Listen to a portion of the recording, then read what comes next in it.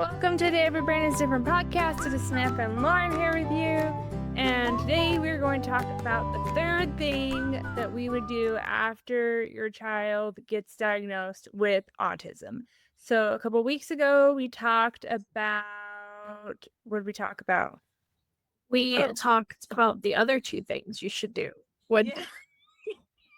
And the first one was to learn about autism, learn about your child, like talk to adults who have autism, talk to, other parents who are raising autistic kids, but mostly get curious about your own kid. Yes. And then the next thing we talked about was applying for resources. So Medicaid or getting on lists for occupational therapy, speech therapy, music therapy, any of those things.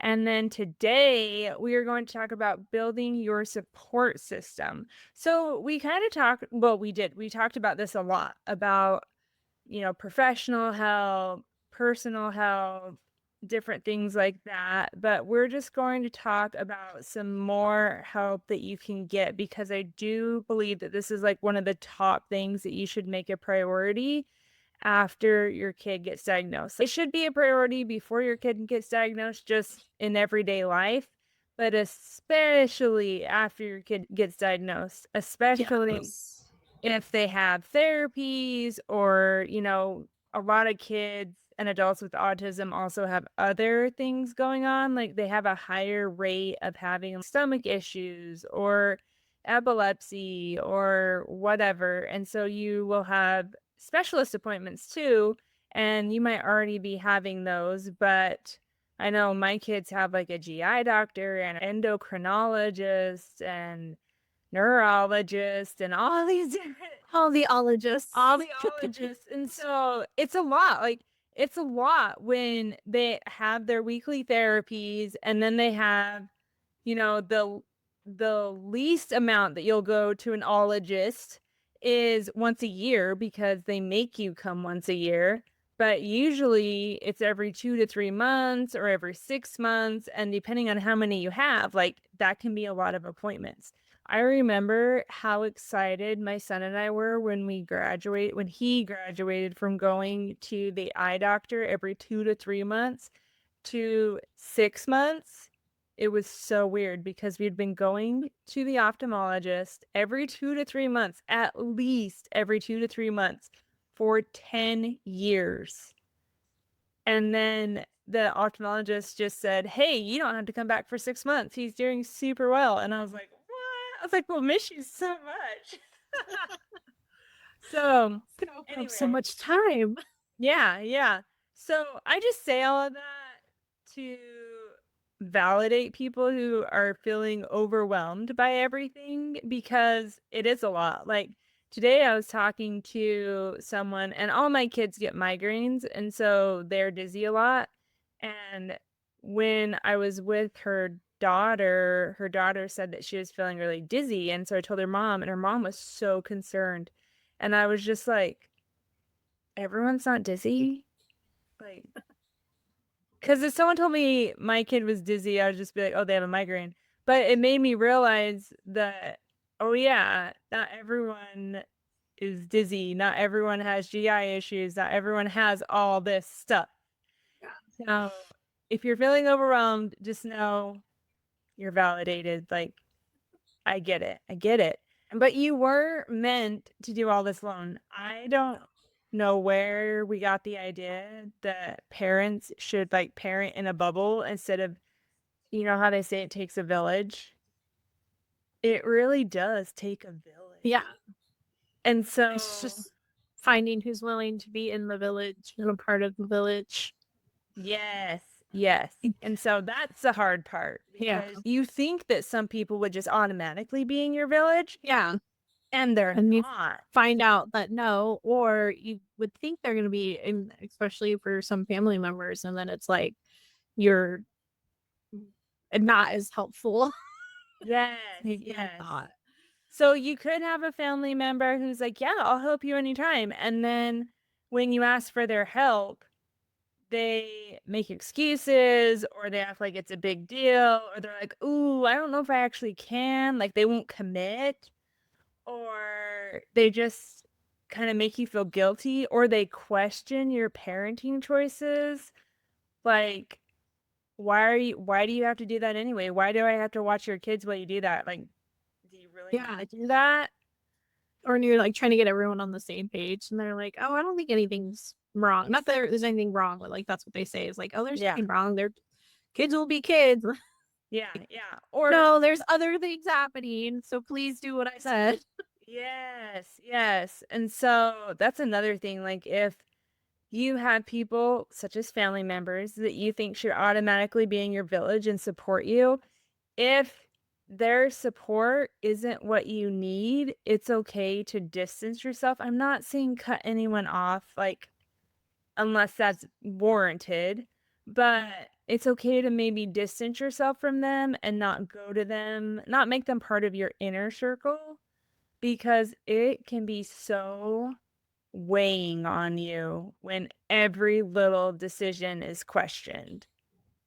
Like, my son started a really intense therapy, and we're not doing it anymore because it wasn't the right fit for him, but someone who I'm close to said, "Well, that doesn't make sense. He shouldn't do that. Why would you even think about doing that?" And I was like, "You don't know our situation. You think you know our situation, but you don't know our situation." And so that can be really heavy to handle, and I just ended up walking away because I didn't want an argument, and I really didn't wanna explain things to that person, but especially if you, like, stand up for yourself or whatever, depending on who that person is, it can be very heavy and really challenging. Yeah. So, but yes, build your support system with people who are actually supportive and not people who say they're supportive and then just question every little thing you do. And that is easier said Your than subject. Yes. way easier said than done. If you want support with that, message me. I can validate you. I will talk you through things. I will Been talk there, you done. down. Like if you're feeling really escalated about a situation, message me, call me, whatever. We can help. But some people who might be in your support system, including professional supports, your pediatrician, I feel like my kid's pediatrician and I, we're like this. We're tight. Like he knows everything that's going on because my kid, he's had to make so many referrals and he's so supportive. One time he said, "I don't think that this is actually what's going on, but you seem really worried about it." Basically, he didn't think it was a big deal, but it's a big deal to me. So he made the referral. And then it turned out to be a big deal. And so he was like, "Oh, I didn't realize that. I'm glad that you brought it up," you know? So, and there's been times where I've made a big deal out of things and it turned into nothing. And he was like, "This isn't a big deal, but it's not going to hurt to check it out," you know? So he's very supportive, but he also will remind me of evidence based practice, which I like. Like he'll explain to me when things maybe I'm like freaking out about something. And he was like, "This is why I'm not worried about it. But if you're still worried about it, we can dig deeper. But this is why I'm not worried about it." And I love that he's like supportive and wants me to feel comfortable and wants my kid to feel comfortable, like wants everyone on the same page. And I've heard of doctors who aren't supportive or they'll just dismiss parents. And I can't even imagine having a doctor like that. So if you have a doctor like that, just know there's other doctors out there who aren't like that. So the other people are, like developmental pediatricians, occupational therapists, speech therapists, physical therapists, mental health providers, parent consultants, you know, any of those people, any person that provides a professional service can be in your support network. And then your emotional support matters just as much as the professional support. So, If you're married, it might be your spouse, might be grandparents, it might be trusted friends, it might be other parents who are raising kids with autism, it might be online communities. We talked about all these different places, and I think it's really good to put yourself out there for these different people, to connect with these different people so that you don't feel isolated. It's very easy to feel isolated and like you're the only one going through this. Nobody else gets it, even with a spouse, because generally men and women handle different things. They handle things differently. And even if you're like in a same sex couple, your partner might handle things differently than you. And what's a big deal to you might not be a big deal to them. They don't know why you're caring so much about it. They don't know why you're freaking out about it. They don't know why you need support in this one area, but you do. And so it's important to have people that you can go to and be able to get that support that you need, because it is so easy to feel isolated. And then learning from parents a few steps ahead. You know, if you have a kid that's 2 years old, just got diagnosed with autism, maybe you befriend someone who has a 5-year-old that has autism, and they can take you through all the steps that they went through when their kid first got diagnosed. Just find someone who has been in it for a little bit, and then they can help you know what to do. I feel like that's one of the best things that you can do is Yeah. find someone who's been through it, going through it, all of that. And avoid comparison. That Yeah. Well, they say comparison is the thief of joy. I don't know where that came from, but that just It's popped into my head. legit. Yeah. Yeah. So every kid with autism is going to be different. Every parent that's parenting a kid with autism is going to be different. If you've met one person with autism, you met one person with autism.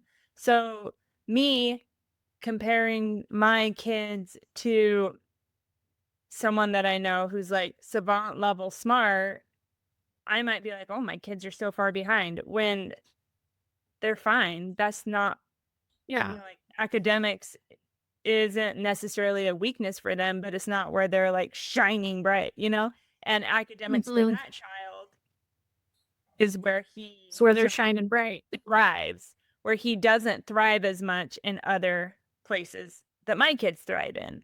And so it's really easy though it's just like anything, like everyone compares their weaknesses to someone else's strengths. Just be careful not to do that with your own kids, because then you might push your kids in a way that's not appropriate or helpful. Realistic. Yeah, realistic. It's not realistic either. And then even you might look at other parents and be like, oh, they handled that meltdown so well. I do not handle meltdowns well. I am such a terrible parent, blah, blah, blah, blah, blah, blah, blah. That's what we tell ourselves. And so if you can just say, oh, they are farther along in their regulation skills than I am, I'm going to get there. It's fine. Doesn't mean I'm a bad parent. Doesn't mean I'm less than them. Like, it's just where Just they're thriving and I'm not, and it's fine. It's always room for growth and learning, Yeah. and then especially from other people who've gone through it. So Yeah. Yeah. And then there is research that shows that parental social support is associated with lower stress, lower burnout, better family functioning, and improved child outcomes. I mean, that's kind of obvious, but just throwing that in there because I like research. So remember that. Just remember to find your support group.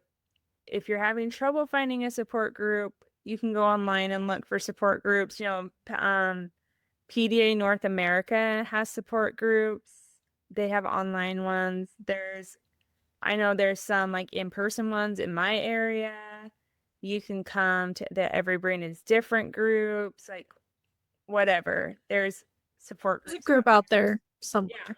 There's Just a group out there somewhere. And if you're having trouble finding them, just message us. We can help you. And for this week, your action step, do one of these things. One thing. Look for a local support group. Go to an online membership. If you're looking for a membership, you can join the neurodivergent parenting community from Every Brain is Different. Look for Facebook groups, a therapist-led group. Just find a way to get support, or just reach out to someone in your network already and say, Honestly, hey, have a conversation with a yeah, friend. yeah, just have a Family conversation member. with a friend or thank them for being in your support network. Just reach out. So, 3 things to remember from the last 3 weeks. Learn about your child instead of chasing every autism fact online, because there's a lot of misinformation out there. There's a lot of good information out there. Just be aware and mostly learn Yeah. about your child. And then apply for resources now, because wait lists can be long. And find your people, because parenting wasn't meant to be done alone, even though that's how we tend to do it. And remember that your child is the same child they were before the diagnosis. The diagnosis just opens doors for them that wouldn't be there if they Thank you didn't for listening have to the today's diagnosis. episode. We hope this discussion yeah. on neurodiversity has Not the end of provided their you story. support, understanding, Kind of like and the beginning, I inspiration. guess. If you're looking for more Like, it's just a support, continuation. go It's to a new chapter. everybrainisdifferent.com Yeah, it's a new chapter. And download the And ultimate guide to it doesn't have parenting to be your scary, neurodivergent although I child. know it is scary. So yeah, if you have any questions, reach out. Go to everybrainisdifferent.com. You can schedule a consultation. I'd be happy to talk with you. So have a good week, and we'll see you next week.